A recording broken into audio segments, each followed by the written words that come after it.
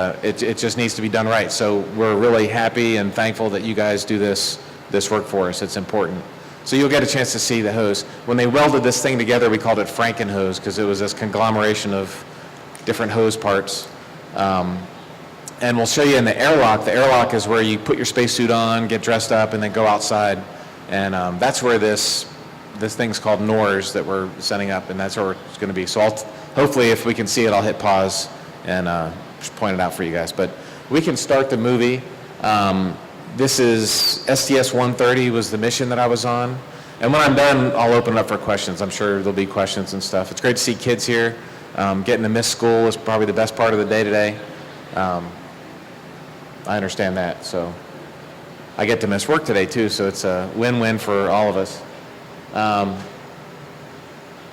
The mission was in February of 2010, so it's been a few years now. The training that we do, the most important training, I think, is in the T-38. It's an airplane, Air Force, basically trainer, fighter jet that we use at NASA. But it's the only place that we can train in a real live thing that's not a simulator. So it's very important for our training. This is the sim that we're doing docking. So this is a space shuttle cockpit. You can see the space station in the background. We had a crew of 6. And this is the spacewalk training. It's the world's biggest pool. This is Bob Benkin and there's Nick Patrick. They were our 2 spacewalkers. And you're not weightless in a pool, but you can float. So it's really the only place that you can float around in this gigantic suit. This is launch night. The first night we scrubbed, but the second night it was the weather was better, so we were able to go. It was 4 in the morning, so we were sleep shift. We took a week and kind of moved our sleep schedule. The shuttle launch was awesome. There's nothing like it. You can see the view inside the cockpit there. That's me on the left. And once launch happens, there's no doubt. This is the view that I had looking out the front window of the shuttle. And there was a layer of clouds about 5,000 feet. And just a few seconds after launch, we flew through that, which is pretty cool. Really noisy, really loud, really shaking and vibrations. And I've flown lots of airplanes, and there's definitely nothing like that. Nothing like a space shuttle. So here's the view inside the cockpit during solid rocket separation. These motors get jettisoned off, and it's a giant flash and bang inside the cockpit. And on the shuttle, these rockets would parachute down to Earth and get reused. And once they were gone, it really smoothed out. This is a few seconds before the engine shut down. So we're going 25 times the speed of sound. All that flashing is the exhaust, basically explosions behind the shuttle. And we're weightless now. The engine's shut down. This is the shuttle separating from the orange tank. Speaking of welds, putting that orange tank together is a welder's dream. That thing's all about the welds. But there are the orbiters coming off the tank. You can see the ice chunks floating around in the back there. The frozen rocket fuel. And a few minutes later, we flipped upside down and filmed it, and you get an idea of kind of how fast we're going. And this is a couple hours later. We were out of the orange suits and into street clothes, and things are floating, which is a pretty amazing. There's nothing like that on Earth. So on the second day of the mission, we took the robotic arm and this big boom and moved it underneath the shuttle's heat shield. If you remember the Columbia accident from 10 years ago, there was a hole in the heat shield, and that ended up, the shuttle burned up and exploded on re-entry. So after that, we started taking a really close inspection of it once we got into space. This is the third day. There's a picture of our shuttle from the space station. This was the cover of Economist magazine a few years ago. But there's me and Zambo. George Zamko is our commander. We're doing the flying of the shuttle. That's Kay Hire, the other guys on the crew. We're doing a lot of work to help with the rendezvous. And there's a view from the space station. There were 5 astronauts on the station looking back. 2 Russians, a Japanese, and 2 Americans were there. And they're filming us. We did this flip maneuver so they could take pictures again of the heat shield to make sure everything was safe. This is a special maneuver that we started doing after Columbia also.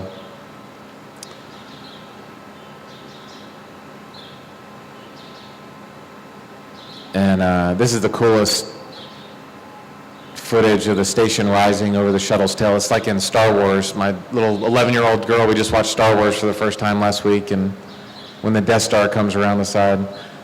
This is a view of the station from the shuttle for docking, and you can see the docking port. And this is the actual minute that we contact. Contact. Capsulate. Physical capture. Clock is started. Okay. So that's on the shuttle cockpit, and right as we contact the station, the rocket engines fire to kind of really wedge us in there tight. We're ready to have positions there. I'm seeing 69 and 68. A couple hours later, we got the pressure equalize, open the hatch, and there's Jeff Williams. He was the commander of the station. I joked that you can see these guys were really happy. It had been months since they'd seen anybody else. So they had big smiles, and 10 days later when we left, they had even bigger smiles. So it's kind of like having your in-laws visit. But we were busy. We got there, shook hands, they gave us a quick tour, and then a few minutes later we were running, and we were sprinting for 10 days. It was really busy. A big part of the flight was robotics. Here I am running the robotic workstation. The station has a big giant arm, and so I brought the two modules out together, pulled them out of the shuttle and attached them to the side of the station. That maneuver took 2.5 hours in space. This is the actual pace that the thing moves at. There's not, the module weighed over 30,000 pounds, so, and there's nothing that you can fight against. Like all your machines here are attached to the ground and they can move against the ground, but there's nothing in space you're moving against, so you have to move stuff around slowly. This is connecting node 3 to the side of the space station. And that's actually how fast you kind of move things in. And then a couple days later, we took the cupola off the end of node 3 and relocated it to the bottom. And this is that cupola module that I was telling you about with the 7 windows on it. And that's how fast things move in space. You can see all these different robotic arms out there and trusses and equipment. It's really crowded. This is Bob and Nick doing another robotics maneuver. A few days later, they took an adapter module from the front of the station and moved it to the side of node 3 where the cupola had been a couple days before. So it was kind of a shell game. And this is a view out the cupola. This is one of the things we use it for is watching the robotic operations, and this is the first robotic arm movement that we saw out of the cupola, so that was kind of cool. That's that shuttle inspection arm. Here's the, you can hit pause, please. Here's the airlock, and Bob and Nick are in there. These are like tool cartridges with all the, if you like tools, spacewalking is really cool because there's really cool tools that they have. But this is the airlock, so right above Nick, like up there is where your equipment's going. Just to give you some, it's hard to tell really, but to some orientation, you can hit play. If there's a better view, we'll hit pause again. They spent the night in there in a high oxygen environment. Again, your equipment is going to be like just above these guys. On the ceiling is where the stuff goes. The NORS will be. They spent the night in a high oxygen environment to get rid of the nitrogen out of their body, so you don't get the bends. The bends is something you get in scuba dive. I don't know if anybody here's ever scuba dove, but you hear about the bends. Here they are going out of the airlock, and this is the first of 3 spacewalks. Bob is taking covers off the end of the hatch. Those orange, red things are seals, and so when the modules come together, the seals, you know, that's what keeps the pressure in. They're air seals. So Bob is getting the node 3 module ready to come. He's basically getting it unplugged, ready to pull out of the shuttle. Once he was done getting it ready and prepped, then I grabbed it with the arm and pulled it out and moved it. You can see at the top, the little guy way up there is Nick. And that just gives you an idea of how big the space station is, because he, you know, that's a grown man in a 400-pound spacesuit, and he's this little thing way in the distance. And on the inside of the shuttle, that was Steve Robinson and Zambo. They were running the EVA, so they had the procedures and everything, and they would say, all right, next, you need to move here and get your wrench out and whatever. So they kind of ran the EVA from inside. And that's a better view going inside and out of the airlock. That's the porch, or, you know, the door to the station. That's how you go inside and outside. You can hit pause real quick. So this is the Frankenhose. This is the second spacewalk. Node 3 is on the right here. And you need this big, long hose to connect it there and kind of route it and tie it down and attach it over to the main part of the stations to get the ammonia lines hooked up, plugged in. So you can see this is in like 2 or 3 times speed, but it gives you some sense of just what a pain these big hoses are. They have blankets on them, they have to be thermally protected, and so on. So you can hit play. So that's the Franken hose coming out of that bag, and it actually took a couple hours to do. You have to install a special boot plate that you can put your feet in so your hands can be free while you work. Little things like that. Like on Earth, if you need to go do a job, you just walk over and you do the job. But in space, you can't.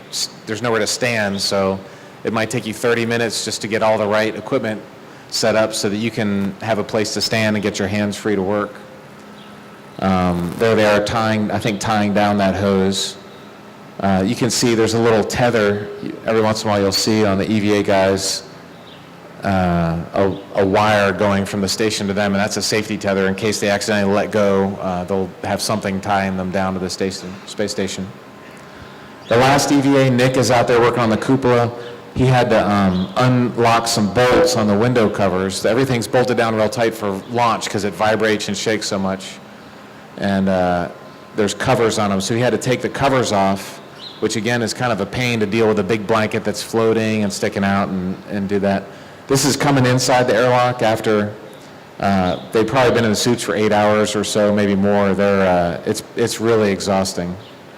But this is inside. This is the first time we got to open Node 3 and go in the brand new module. And then once we got in there, this is one of my main jobs, was just plugging the thing in. So I was kind of the mechanic up there for 3 or 4 days, connecting wires and water lines and oxygen lines and that kind of thing, getting the module activated. We were working in there and I heard some banging around, and I looked out the hatch and there was Bob Benkin was outside, so you can see him working out there with the earth in the background. This is the first time we went into the cupola. This is K-Hire and I opening the hatch and going in there. There's a lot of stuff that we had to move. And one of the lessons learned is that this stuff, these boxes that help drive the bolts, didn't quite fit, and the equipment had never been tested on the ground. So one of the biggest lessons learned I have for my space flight is make sure you test things on the ground, test things out to make sure they work before you end up needing them to work in real life. This thing is a rack. We call it the space station rack. It's like a refrigerator. It weighs almost 1,000 pounds on Earth, and this is how all the equipment is in racks. Experiments, life support equipment, so you move stuff around like that. You can move 1,000-pound things with a finger. You just have to be careful. You can't get it moving too fast. Then we had a ribbon cutting ceremony. This plaque is pretty cool. It's got a rock from Mount Everest. One of our astronauts climbed Mount Everest, and a rock from the moon from way back in the Apollo program. And that plaque is in the cupola. That's a water ball with an M&M in the middle of it. So you should not eat and drink at the same time. There's a water ball. Yeah, those things are pretty cool. This is the night before landing. We finally had a few minutes to do this. After 15 days, the night before landing, we were playing ping pong. We were there during the Olympics, so we were doing the Olympic sport of M&M ping pong. And this is scrambled eggs. The rule in space is eat the fastest moving particles first. And this is sleeping in space.